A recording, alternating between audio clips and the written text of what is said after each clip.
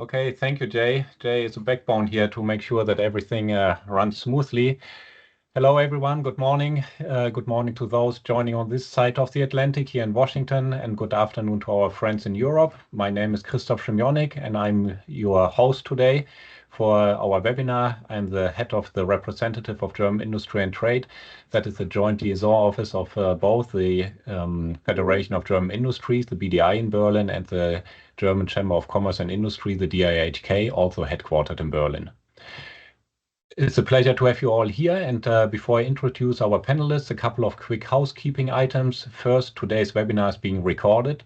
RGIT will make the recording available on our website later and also on our YouTube page. Second, there will be time for questions at the end. Please feel free to submit your questions at any time through the Q&A box. My team and I will keep an eye on it. If you prefer to ask your question directly, just use the raise your hand function and we will grant you camera and microphone permission. And of course, in the interest of time, like always, please keep your questions as brief and direct as possible. Yeah, now to today's webinar.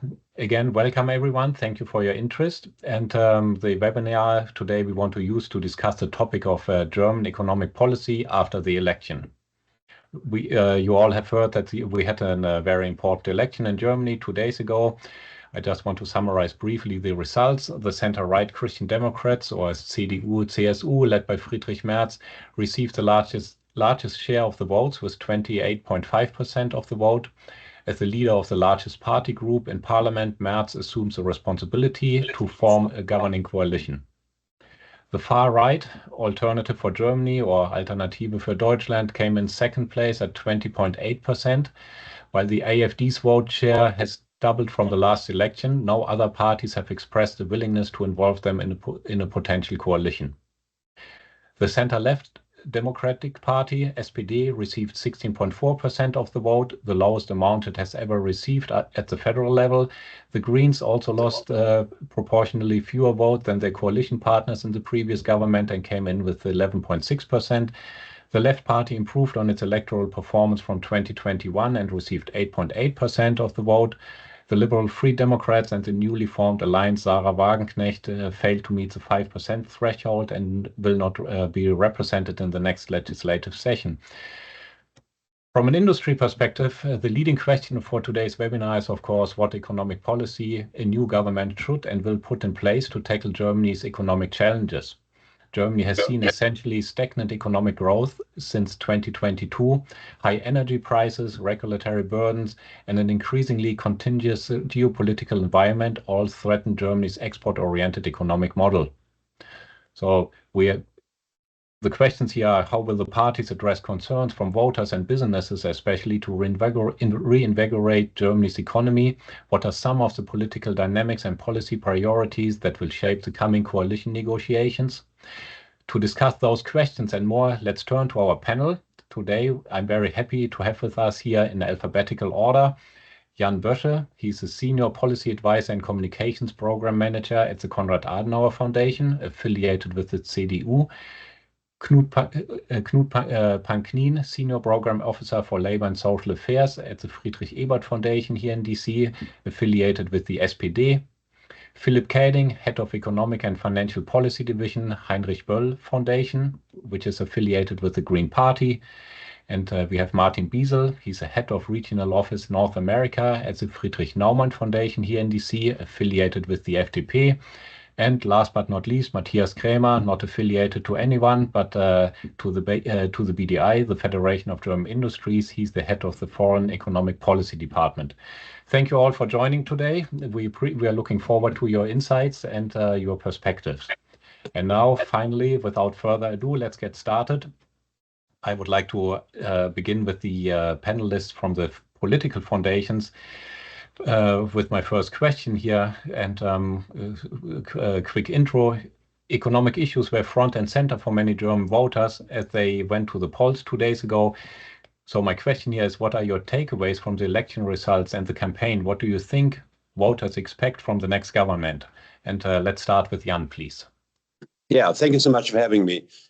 What do voters expect? I think they expect a quick formation of a coalition so that the parties can get to the table very quickly and they can start governing. I think many people have the feeling that Germany is lagging behind, things not getting done. So hopefully that will be the first signal this new coalition government will give to the Germans, perhaps to trading partners, the European partners, and perhaps even to the world, that Germany kind of is back in business. You mentioned business, economic situation was one core point in the campaign. So I think the new government will deliver on that, and we could see the glass half empty. The union, the CDU, CSU are the biggest group in the Bundestag, and they now have the right to form the new, at least to try to form a new administration. On the other hand, there's only one party which really makes sense to do this talk to, with the SPD. So there's no choice in this moment, but which might be a good thing, because then these two partners can talk to each other. They know each other for many years. So perhaps we'll find a German administration really governing very soon. And I think that's something every voter in Germany would appreciate. That's a good bridge to Knut, the most likely coalition partner for the CDU. So what can we expect from the next government, or what do you hear from the voters and business, what they expect from you? Yeah, thank you for inviting me. And I hear more from the unions, actually, what they expect, but that might be another interesting perspective to keep in mind. And as our party chairman has said, the ball's in the court of the CDU. They have indicated they want to try to form a coalition with the SPD, and we'll see where that goes. Maybe a quick look back. I think the dissatisfaction with the traffic light coalition, with the economic situation and migration policy, were the main drivers for the election results we see today. People are clearly worried about their future, and I think migration policy unfortunately also mobilized the fringes on both ends of the political spectrum. Most concerning for the SPD, and I say that also with a grain of self-criticism, the SPD lost trust in the two key areas that were on top of voters' minds, and that is the economy and domestic security. Interestingly, there is broad support for core issues that the SPD stands for, but that did not translate into votes. I just want to mention the minimum wage, tax policy, rent control, other pocketbook issues. What do voters expect? I agree with Jan. They expect a quick and stable majority government. They expect a government that can deliver in terms of economic security and physical security. They expect a migration policy that kind of balances border security and control who comes in with the need for skilled labor migration. We shouldn't forget that migration policy has economic implications. And I think voters expect Germany to be a leader in Europe. And so I'll end with that. I would like to go on with Martin. So Martin, unfortunately, the FDP didn't make it over the 5% threshold. And so nevertheless, the FDP had been a strong force in the traffic coalition. And so what's your expectation now for what would you like to see for Germany over the next 4 years? Well, I've good reason to say thank you for having me. So of course, we'll still have 8 representations in the states parliament, so we won't disappear. But this campaign was very special, I think. I experienced it as an almost in media a single issue campaign. Even though Germany is in the most severe structural economic crisis that I have experienced in my pretty long life, the economic issues were totally covered and drawn to the illegal immigration issue. Unfortunately, we had attacks by asylum seekers, big in the media. We had in the last weeks, we had the AfD firewall discussion. So as you rightly said, I think Jan also said it rightly, the people expected, also voted for change, and that also included a lot of anxiety about job losses and so on, but it was not visible in the campaign. So when you look at the traffic light coalition parties, they're lost together almost 20 percentage points. So this is a vote for change, I think. And we have to see whether a so-called grand coalition can live up to this. In the past, they have been not more like status quo coalitions, but that was Angela Merkel. So now we have a different, or will have a different chancellor. But I think we should really put priority to the economic issues now, because the campaign was totally on a different track. Thank you. And last but not least, from the political foundations/parties, the Green Party, Philip, expectations to the next government now from the position of an opposition party. Yes, thank you as well for having me, and hi from Berlin. Yes, the Greens, like you said, lost votes, lost not as many votes as the other parties from the coalition, but still, I think how Martin has framed it is perfectly right. People voted for change, and the Greens now quickly turned to opposition.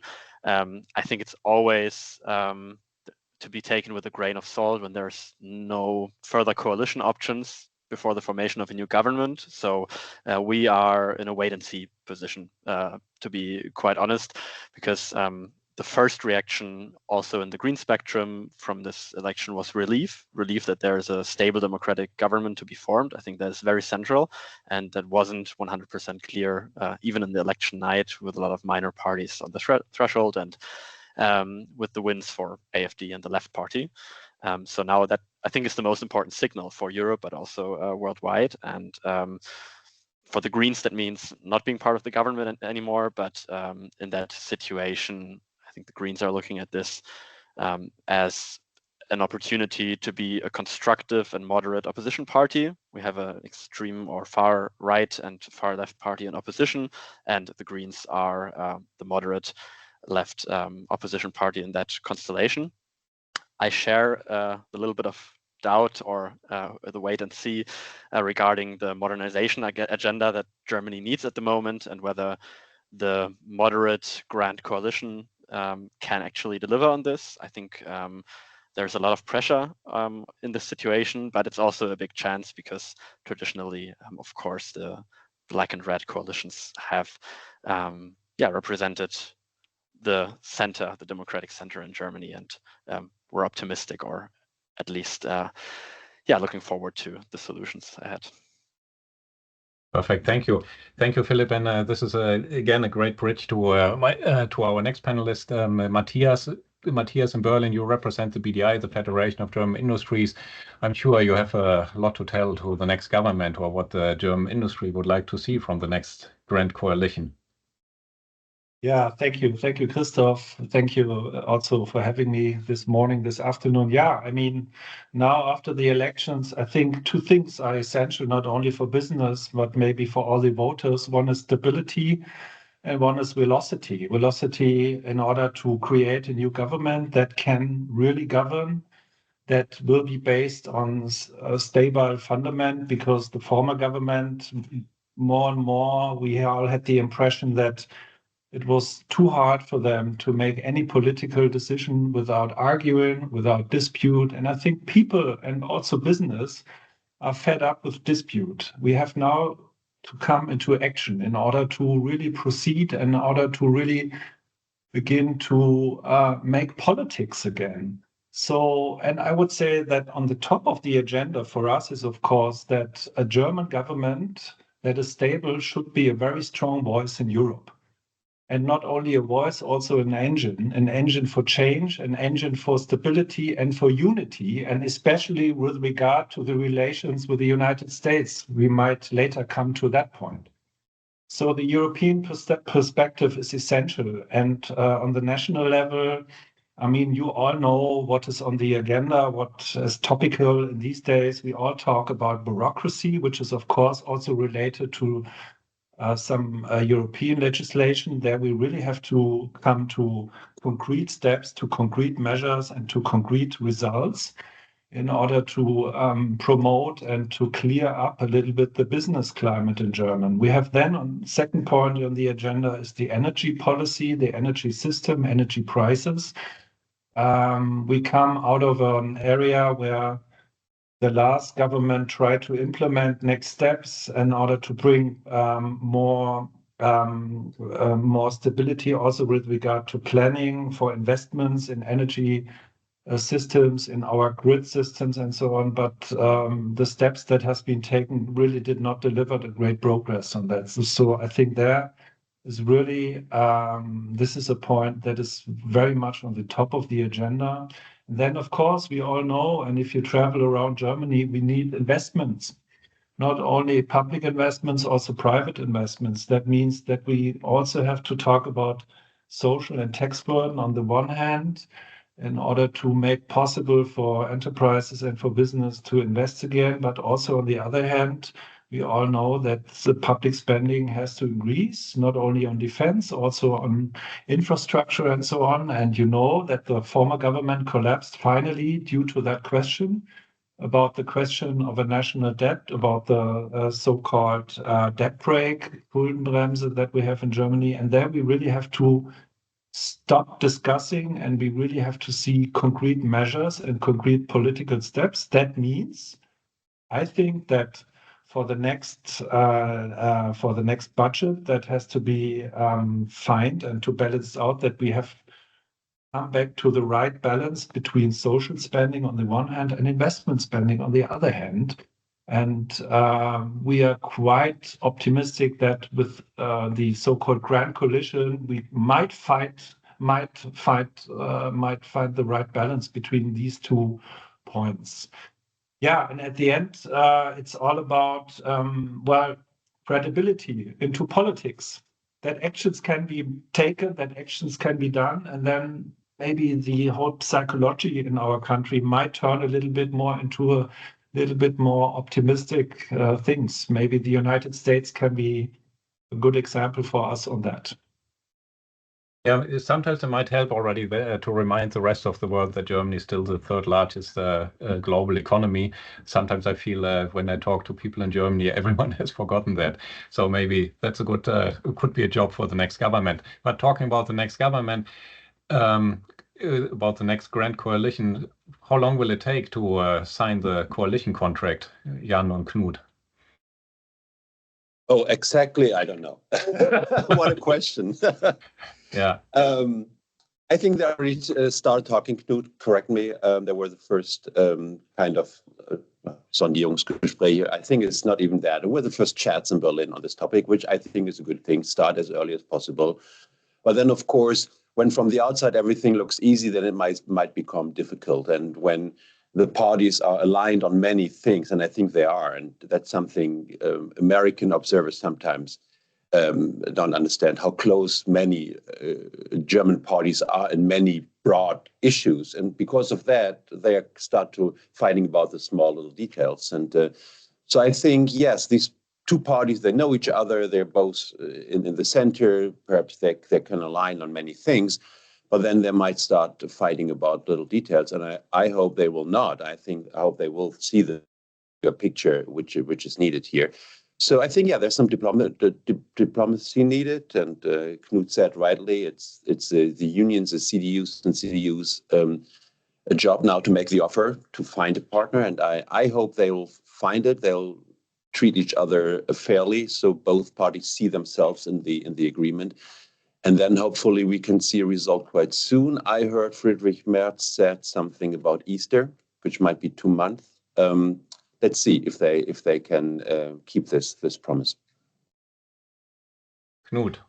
Maybe the only addition to that, and thank you, Jan, I think substance comes before speed. I think we have to have a solid governing program that both partners are willing to implement the way it's been negotiated.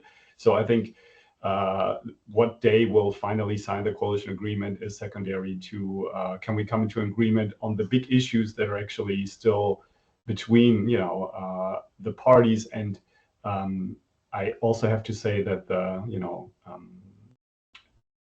potential future chancellor, Mr. Merz, has not really made it easier to come to an agreement with any coalition partner after the election. I think they've made it fairly difficult on the emotional, on the substance level, and on the communication level. So the first signals that I've seen, so far have been an appeasement in a way to, understand that this was election campaigning. Now we are into governing mode, and I trust that this will guide also the atmosphere of the coalition negotiations and taking, the situation that Germany is in domestically and globally seriously.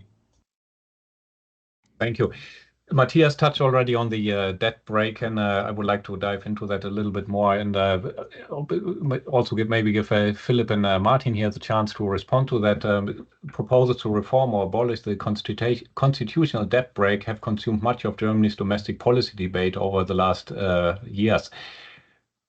Can you explain a bit the debate for our US and international audience? Oftentimes we realize that in Washington the debt brake is really not that much understood. And what prospects do you see for reform of the debt brake with the new Bundestag? Martin, would you like to go ahead? Yeah, well, a little remark to the coalition negotiation. I had the pleasure of being the coordinator for the Free Democrats for the coalition negotiations in 2009, which were concluded after 6 weeks. The fastest ever. The thing is, this is a three-party coalition, and you will really experience that because CDU and CSU are not having the same positions. So it's a bit more complicated than it looks from the outside. Yeah, to explain on the debt brake, we have a constitutional debt brake that allows in times like this, when you don't have an extraordinary circumstances, which the Constitutional Court has probably ruled out, still some debt, about $60 billion approximately, but not more. And when it comes to the coalition agreement to keep that, there were too many wishes, let's say, that would go beyond this constitutional debt brake. And the Free Democratic Finance Minister wanted to be on the constitutional side and not kind of reform it or change it. And this led to the severe situation that we had. But it's very complicated. Friedrich Merz proposed a special tool, a fund for security. And this is a very complicated procedure, if it's constitutional or not. If you can change a debt brake that is in the Constitution by a simple majority of a legislation. So I think the political problem there will be if you, for the good purpose of financing more in defense, you will make the compromise.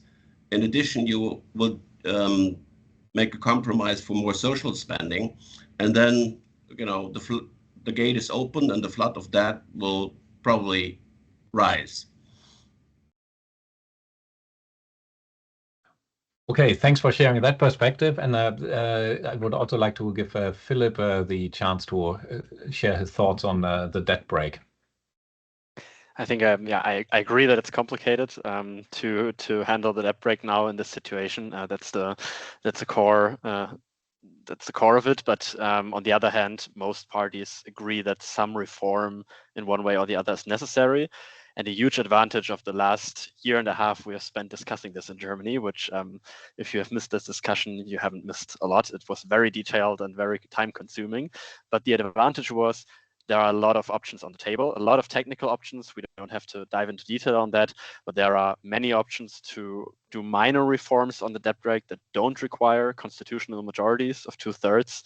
That includes the business cycle adjustments in the debt brake, and that includes these emergency situations that Martin has already mentioned. And there are larger reforms on the table as well. Those are special funds, like for defense. We had one of those already in 2022 after Russia's attack on Ukraine. And it is probably the most prioritized issue at the moment. And I'm quite confident that the coalition will find a solution there pretty fast. The only issue with that is, from a purely economic standpoint, investments in defense are not very a sensible reason to break the debt brake, because they have not a good fiscal multiplier, and we do need other investments as well. But for the sake of the simplicity of it, that's probably the way it's going to go. And I would just like to add to that of course the major spending needs are in infrastructure, decarbonizing infrastructure, and the energy system as well. So while I agree that, and most parties agree that we shouldn't open the gates and have no rules at all, I think a key question will be whether the Social Democrats and the Conservatives can agree on a fund for infrastructure renewal as well, which is really needed in Germany. Yeah. And we shouldn't forget, of course, about the EU level and all this, which makes it 10 times more complicated. But also there's a window of opportunity at the EU level at the moment for defense spending, as we've heard. Thank you. I would like to bring it a bit back. I would like to bring it to transatlantic trade and transatlantic investment, because that's the key work we're doing here in Washington. And maybe that's also a good bridge to needed investment in Germany. How can the next German government frame economic revitalization in Germany and German investment in the United States, and at the same time align it with core American interests? So at the one hand, we have the need for a German revitalization or German investment in Germany. At the same time, we also are heavily invested in the United States. How are we able to bridge this, or square the circle, so to say? And that question goes to all of you. So whoever wants to jump in first, please feel free. Matthias. Yeah, thank you, Christoph. Not an easy question, but maybe I can give you some insights from our membership. The BDI has founded, together with other associations 3 years ago, the so-called Transatlantic Business Initiative. It was founded in 2021 in summer in order to re-strengthen and to revitalize the transatlantic relations when Joe Biden was elected after the first Trump experience. So we have this platform now, and this platform is pretty known also in Washington. It's pretty known, of course, in Berlin and also in Brussels. So we have a kind of a good backbone in order now to bring in our perspectives and also our ideas to all these transatlantic issues. And if I listen carefully into our membership, first of all, there's a strong wish and a strong feeling that we have to become transactional on the one hand, as Europeans, as Germans, mainly as Europeans. So we need a strong Europe, and we have to be cautious that maybe this administration in Washington might also kind of try a little bit to divide us in Europe. So we really have to be careful, and we really have to be strong together. So this is the one side, becoming more transactional. And also, I mean, despite all of these threats, let me say it like this, we still try to ask and pledge for a positive agenda in the transatlantic relations. So before we kind of put all counter tariffs or any measures on the table, and then we turn a little bit more the screw, we should really come into action for more positive and transactional spirit. So our initiative, we are ready to start, and we will come to Washington, we will come to DC, and also to meet people from the Republicans, from the administration, from the Congress, to show what German and European business is still able to bring in, and that might be for the benefit for both sides. And we hope that the next German government will also support us, will support our transatlantic business initiative with this positive and transactional spirit. But of course, if there are situations where the European Union is kind of forced to react, then, I mean, we have these instruments in Germany. We have an anti-coercion instrument in Europe, and it was also new territory for us here in the BDI at the time. But now we support all these instruments. We support the anti-coercion instrument, we support the foreign subsidies instrument, and so on and so on. So we have the instruments, but before that, I think we have to come into action, and hopefully the next chancellor, he will travel very soon to the United States, and will also bring a business delegation with him. So let's say Friedrich Merz comes soon to Washington, D.C., and Jan, now you are the one to answer. So what can he offer? What is like the where do you see fields of cooperation between Germany and the United States? Where can we work together? I think we see in this moment that many international leaders struggle with the question how to cooperate with the second Trump administration. So I'm not sure if anyone has found the way how to do it yet. So I think you mentioned it before, Germany is still the third biggest economic power in the world, which we sometimes forget. And Americans, when they talk about the weakness of Europe, sometimes forget either. So perhaps that's one part of the answer, is to find our own strength again. Perhaps we need to do something for that. Yeah, reforms, red tape, and so on and so on. On the other hand, it might be a mental question. So do we Europeans really know how strong we are, and are we able to convince others? And then others that we have this strength. And then the second thought is perhaps this. We see that President Trump sees the world in more transactional, and he combines security and economic questions. We've seen this in Ukraine. We've seen this in Europe. So perhaps if we like it or not, we perhaps need to at least find answers to this worldview and see what we can bring into that form. And then, yes, but I think we haven't found the formula yet. And I would say the world perhaps hasn't found the formula yet, how to really improve the relations with this second Trump administration. Mm-hmm. Other thoughts on this? Sure, if I may come in, maybe on the investment need. I mean, economic policy experts on the business side and the labor side, I think both agree we need 600 billion euros investment in Germany in the next 10 years. And the good news is we have the lowest debt ratio of all G7 countries. So I think there is actually fiscal space to do the things that Germany needs to do to become more competitive, also in light of the EU's competitiveness compass. So on the US, I would just add two things.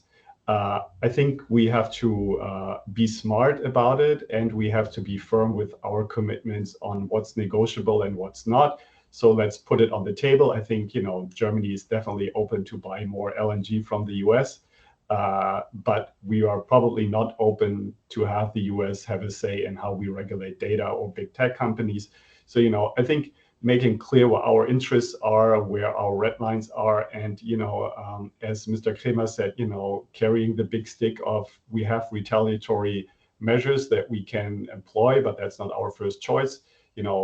Point out to the US what a big investor Germany is, how many jobs are dependent on German businesses, how most of the trade between our partners is inter-commerce or inter-business trade. So you actually hurt the customers and the producers in your own economy.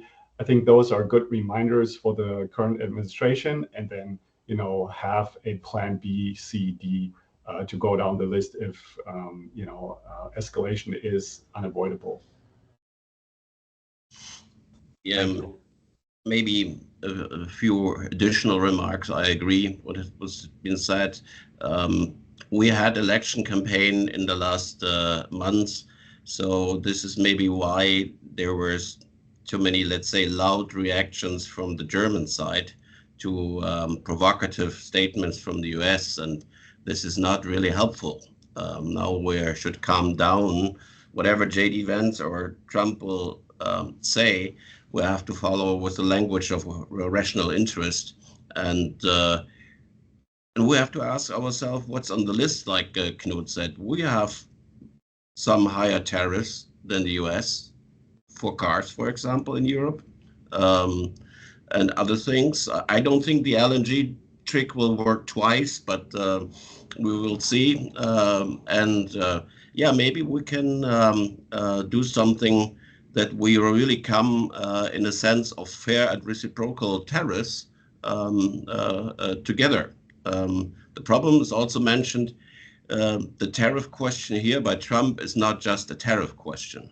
It's sometimes a question of security. It's sometimes a question of migration. It's sometimes a question of other things. But we should make clear, I think, as Europeans, that for Germany, this is the most important export market. And if you make it more difficult for us to be successful on that market, we have to turn back to China. I mean, that's the consequences of this. And I don't think this is in the strategic interest of the Trump administration. So there is a lot can be put on the table.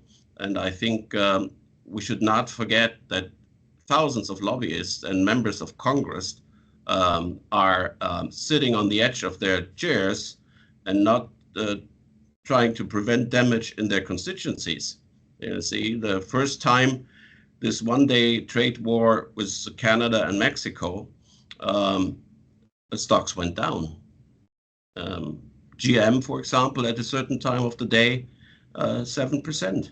So I think the White House got a call. So he's not always in that strong position that he pretends to be.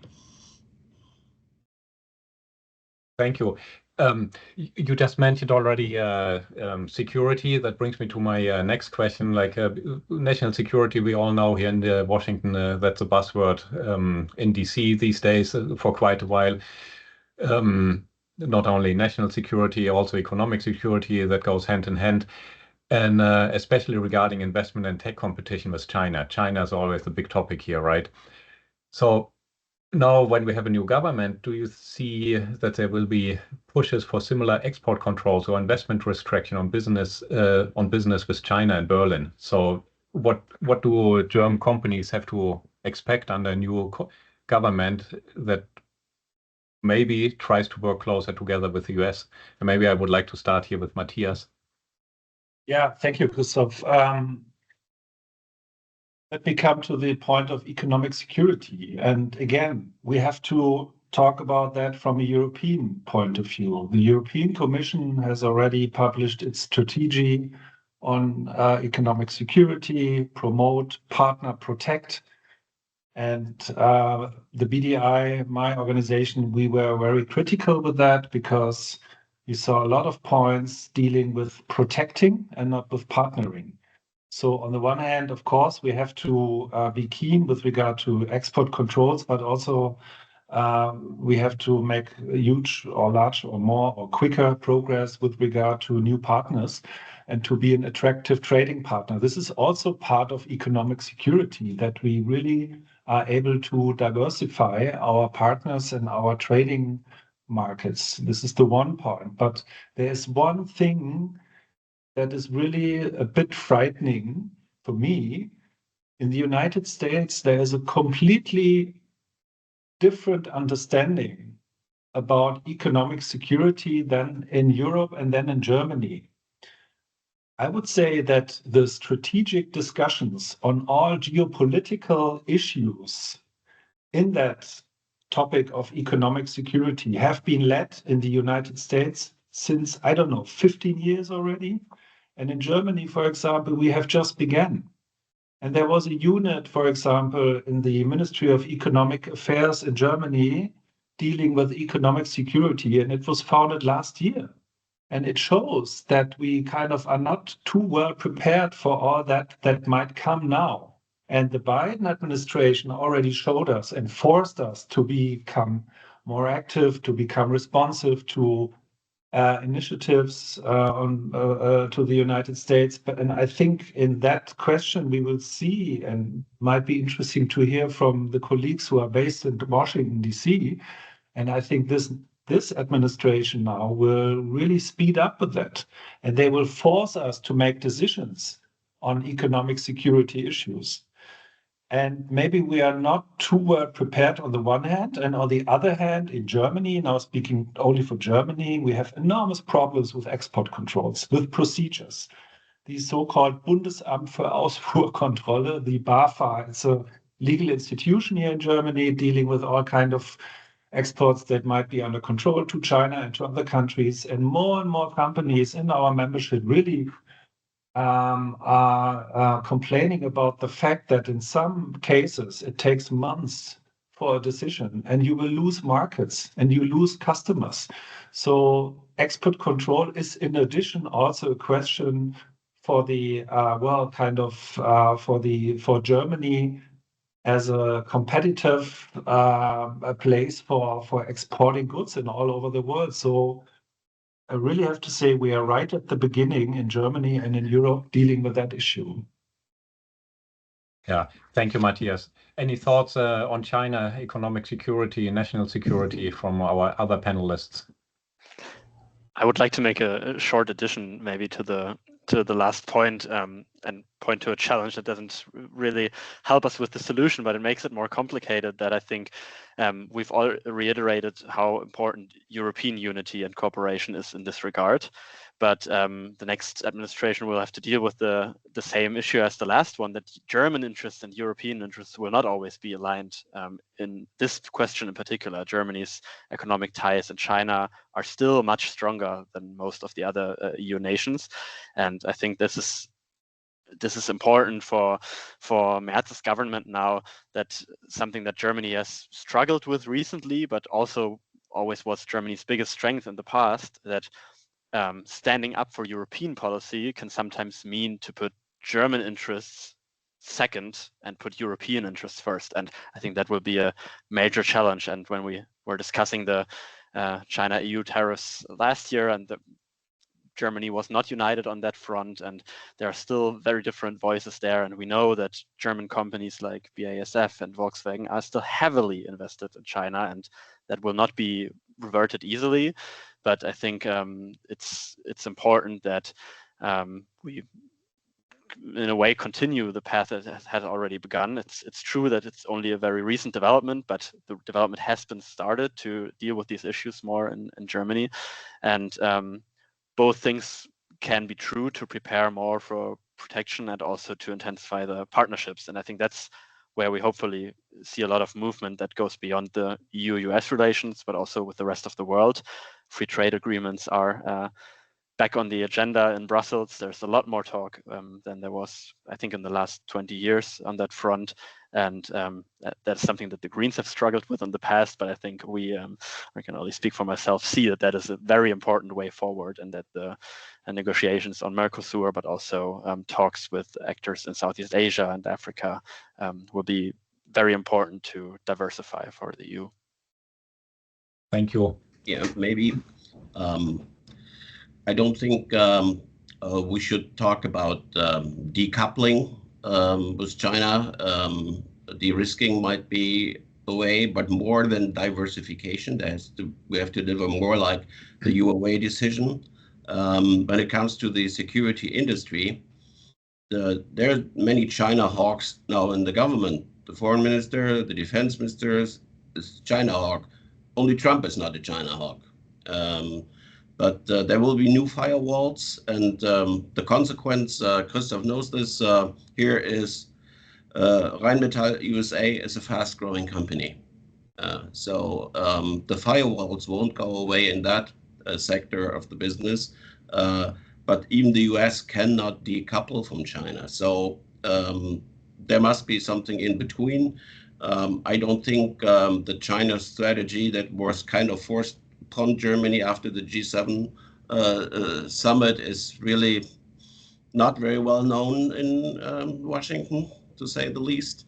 And I think we have to communicate more the things that we are doing in Germany, like the UOA decision or other things, to make sure that to fight this impression here, while Germany is still making with our worst enemy, China, big business. I would like to give Jan and Knut, of course, also the chance to answer, but I also would like to encourage our audience to write their questions into the chat box, because I would like to open it up now to the audience. But yeah, there's a first question coming in already, but maybe Knut and Jan, brief thoughts on China. Maybe just one sentence, and I appreciate our other panelists' view on this. I think what has not been mentioned is the second China shock, and I think that is a real issue that German industry and our export strategy has to deal with. while the German economy pretty much survived the first shock, other than the US manufacturing in many ways, because we produce different products and in different sectors.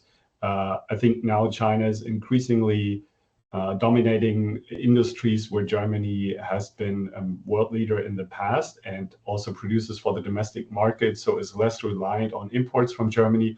And I think this is a real issue absent any positioning of the US vis-a-vis China. And I think we have to rethink our export strategy model in a serious way. And it's not that I have an answer to this, but I think we have to think about it. So I wanted to add it to this, discussion, similar to Philip, without offering a solution, but adding another wrinkle maybe.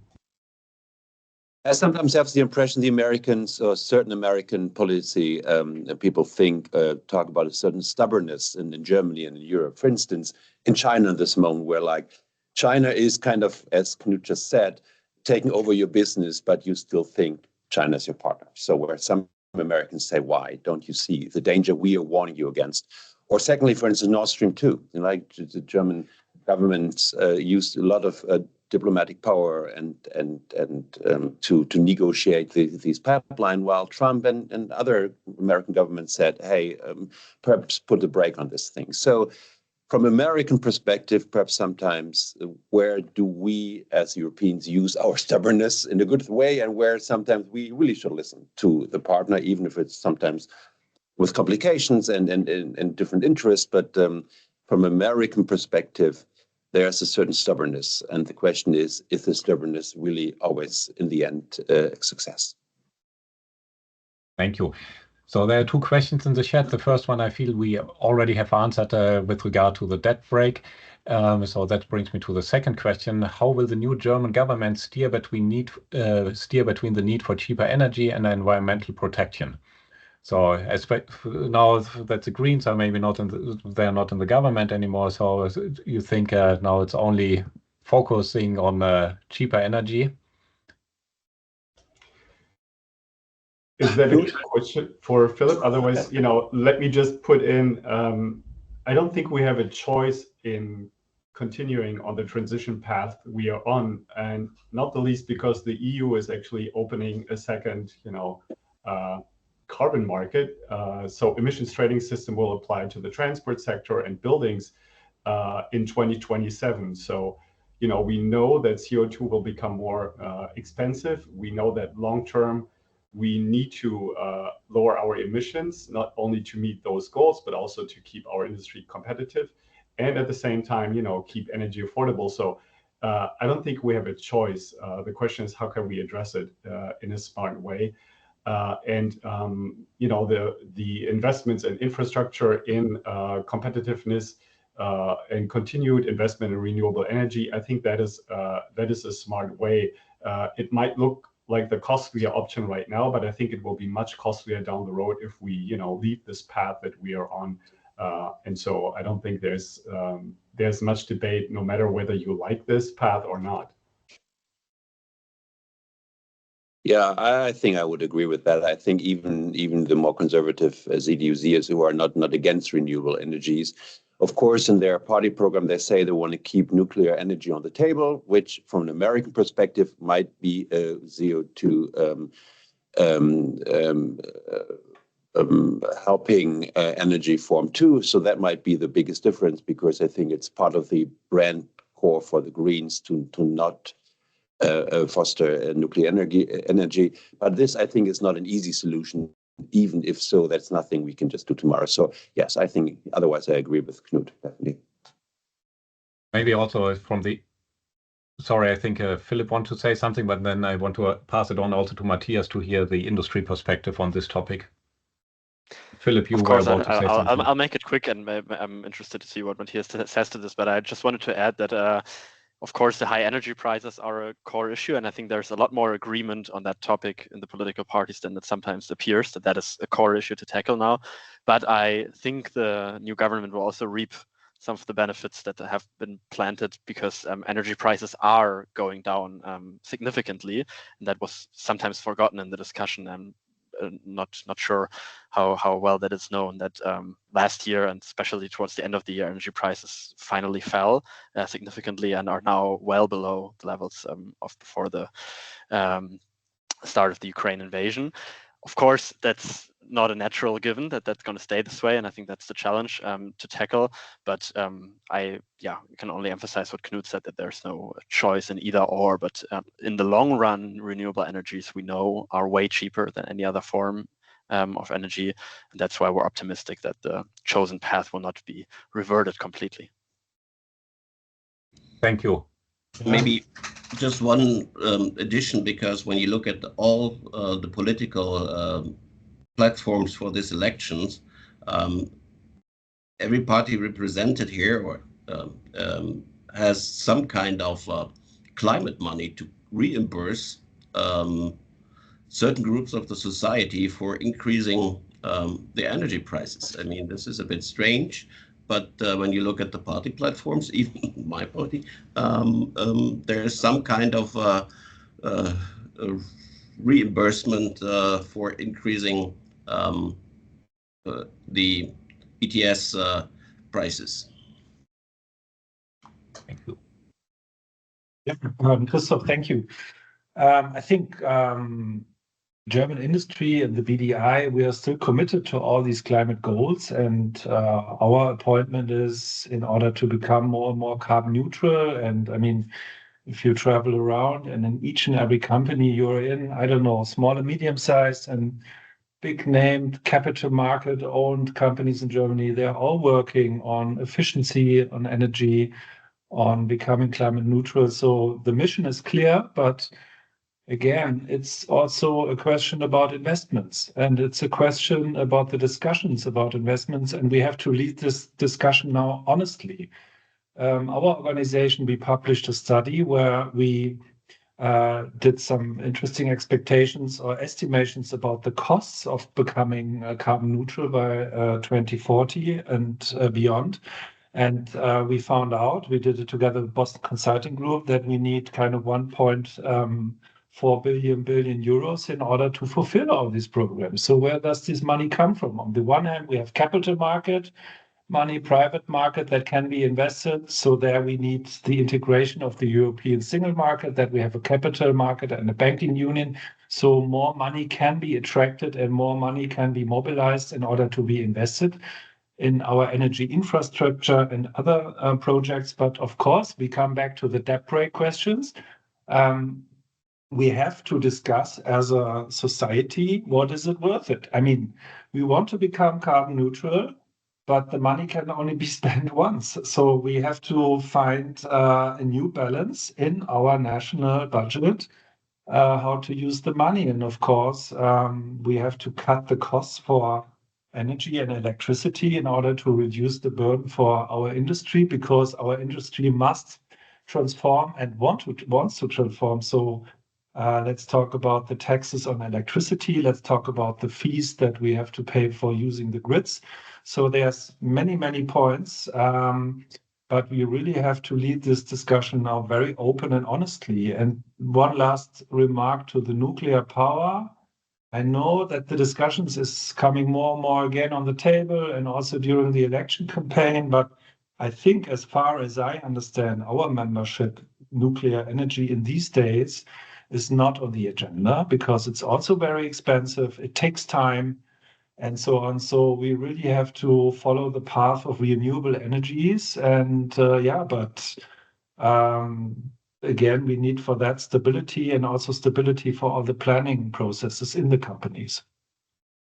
Thank you, Matthias. And there is another question regarding which we answered, or you answered already a little bit, if it still makes sense to invest in clean energy, renewable energy projects, especially in the US now that the US withdraw from the Paris Climate Agreement. I just want to make one quick comment. We see there's still room for investment in clean energy and renewable energy as long as there's a business case. Oftentimes the US looks only at the business case and so not so much on subsidies, but it's also true a lot of subsidies from the IRA, they are probably much harder to get than it used to be in the past, or if you're still able to get them at all. That's questionable. But also during the first Trump administration, some states, they stayed in the climate agreement, in the Paris climate agreement. A lot of metropolitan areas stayed there. So I would look at these areas, states and metropolitan areas that are still committed to the Paris climate agreement.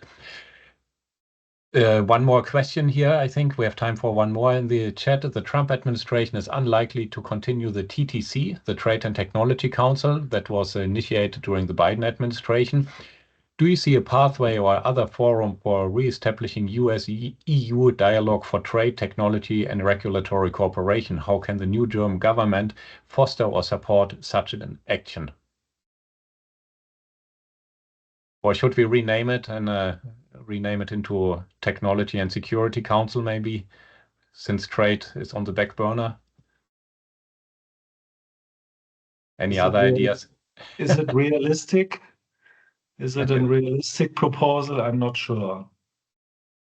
And if you look at the outcome of the TTC, we also have to be very realistic. I mean, the outcome was kind of limited, wasn't it? Well, in the first Trump administration, it was the whole tariff dispute ended in a working group. Okay, maybe something like this can occur again, hopefully. But I want to just draw the attention to the next problem that will occur, and that is caused by the EU, which is the carbon border adjustment mechanism. This is something maybe that will be negotiated in this compromise, because it was, of course, will be strongly rejected in the US. So, thank you. Looking at any other comment on the TTC or how we can establish a forum on a political level? It's always good to talk to each other, right?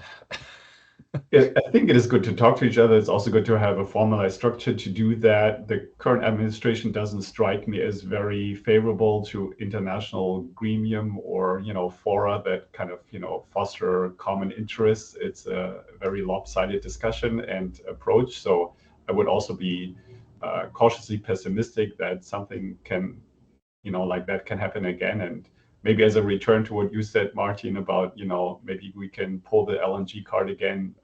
Maybe we can pull the TTC card again, but I'm doubtful as well. Very last question. So let's say the six of us, we meet exactly in 4 years again. And what is your wish in 4 years? So same scenario, there has been an election in the US. Hopefully another 4 years of a stable government in Germany, new elections in 4 years. So what are your headlines or hopes for when we meet again in 4 years in this constellation? And maybe we start with Martin and Philip. That's a little mean, but so let's go with them. So my wish is the Free Democrats are above 10% in the polls, and it shouldn't be 4 years from here. It could be also 2 years. No, seriously, I think structural reforms are really, really needed. I mean, everybody has been saying that. Matthias Krämer has been saying that. And otherwise, I would be afraid if another coalition frustrates the people, then we have the AfD, maybe the #1 party. So my wish is that there is some progress in structural reforms. Thank you. Philip.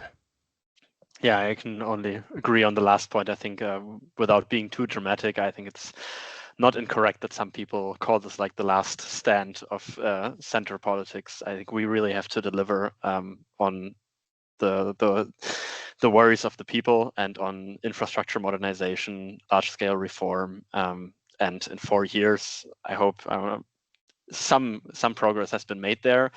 And then the Greens, as a traditionally more progressive party, can jump back on the train and lead the charge to accelerate the transition even further. Jan and Knut. Okay, Knut, I can try this. I hope that in 4 years we still have a functioning transatlantic relationship, which is still perhaps changed, because some people talked about changes needed for the last 5, 10, 15 years. So it might look different, but I hope it will be still there. And I hope that Americans and Europeans rediscover the commonalities they have, why they should work together. And I think that's a very good outcome in looking from the perspective where we are in the moment. Thank you. And without being too dramatic, I hope we still have a rules-based international order in 4 years. That is not the might of the strongest, or based on that principle.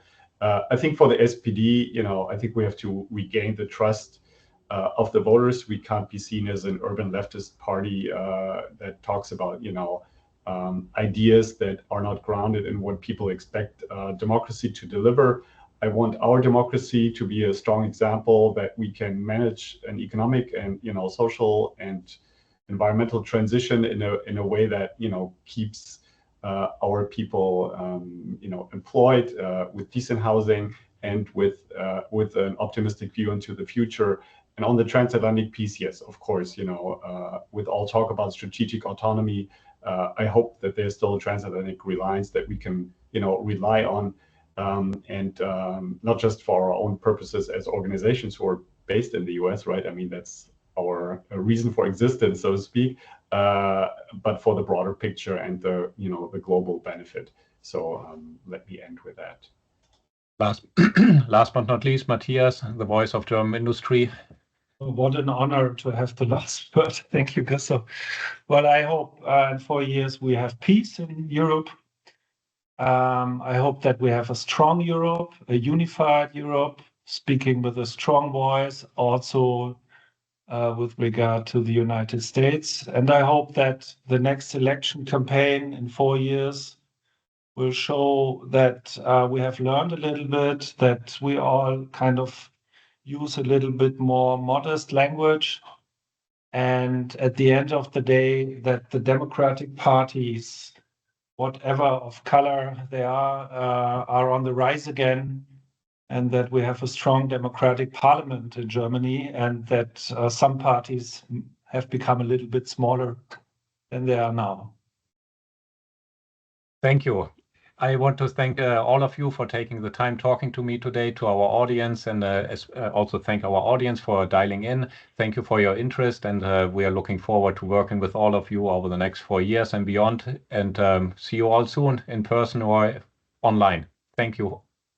Bye-bye. Thank you. Bye-bye. Thanks. Have a great Bye. day. Thank you.